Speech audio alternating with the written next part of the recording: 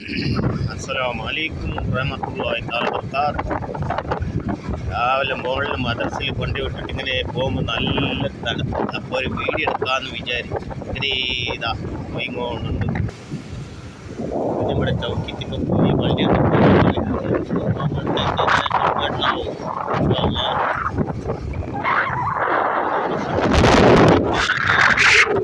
Office ഇങ്ങനെയെല്ലാം കുറേ ഉണ്ട് റോഡിൽ. ഇതെല്ലാം സർവീസ് റോഡാണ്. അടിപൊളി. രാവിലെ തണുപ്പിൽ കണ്ട കുറേ